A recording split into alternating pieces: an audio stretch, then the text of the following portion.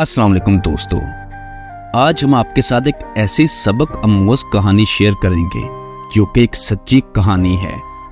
इस कहानी का मेन किरदार मशहूर इंडियन अदाकार सईद जाफरी मरहूम।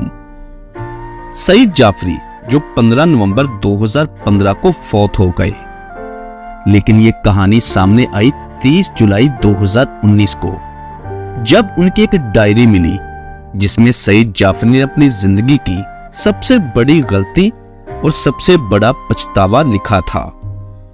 उसने ये तस्लीम किया कि उसने एक झूठी और मसनूई जिंदगी गुजारी। ये सच्ची कहानी इंग्लिश में थी जिसे उर्दू में ट्रांसलेट किया गया। सईद जाफरी की कहानी उन्हीं की जुबानी। मैं 19 साल का था जब मेरी शादी मेहरुनिमा से हुई और वो 17 साल की थी। जैसे जैसे मैं बड़ा हुआ, मैं नौ आबादियाती हिंदुस्तान में बरतानवी सकाफत से बहुत ही मुतासिर हुआ। मैंने रवानी से अंग्रेजी बोलना सीखा, दीदा ज़ेबी के साथ सूट पहनना, महफिलों और अच्छी जगहों पर जाने के आदाब सीखे। लेकिन मेहरुनिमा बिल्कुल मेरे बरक्स बड़ी हुई। एक घरेलू लड़की, एक रवायती हाउसवाइफ। मेरे तमाम मशवरे और नसीहतें उसकी बुनियादी शख्सियत को नहीं बदल सकी। वो एक फर्मा बरदार बीवी, एक प्यार करने वाली माँ और एक अच्छे घर बनाने वाली औरत थी। लेकिन वो नहीं थी जो मैं चाहता था। जितना मैंने उसे बदलने की कोशिश की, उतना ही हम एक दूसरे से अलग होते गए। आहिस्ता आहिस्ता एक खुश मिजाज नौजवान लड़की से एक खामोश गैर महफूज औरत में तब्दील हो गई। इसी दौरान मैं अपनी एक साथी अदाकारा की तरफ मुतवज्जे होना शुरू हो गया, क्योंकि उसमें वो सब कुछ था जो मैं अपनी बीवी में देखना चाहता था। शादी के 10 साल बाद मैंने मेहरुनिमा को तलाक दे दी, अपना घर छोड़ दिया और अपनी साथी अदाकारा से शादी कर ली। मैंने मेहरुनिमा और अपने बच्चों के माली तहफ़्फ़ुज़ को यकीनी बना दिया था। दूसरी शादी के तकरीबन 6-7 माह तक सब कुछ ठीक रहा। मैंने महसूस करना शुरू किया कि मेरी नई बीवी देखभाल करने वाली और प्यार करने वाली नहीं थी। उसे सिर्फ अपनी खूबसूरती, अपने अज़ाइम, अपनी ख्वाहिशात और जरूरियात की फिक्र थी। कभी कभी मुझे मेहरुनिमा का ख्याल रखने वाला लम्ब और मेरी भलाई की फिक्र याद आती थी। जिंदगी आगे बढ़ती गई। मैं और मेरी दूसरी बीवी 2 अफराद एक घर में रहते थे, लेकिन घर में ना तो कोई रौनक थी और ना ही इत्मीनान।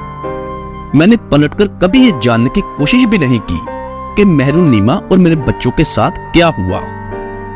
अपनी दूसरी शादी के तकरीबन 6-7 साल बाद मैंने एक मशहूर शेफ मदर जाफरी पर एक मजमून देखा, जिसने हाल ही में अपनी खाना पकाने की तरकीबों की एक किताब लॉन्च की थी। जिस लम्हे मैंने इस ज़हीन खूबसूरत खातून की तस्वीर पर नजर डाली, मैं दंग रह गया।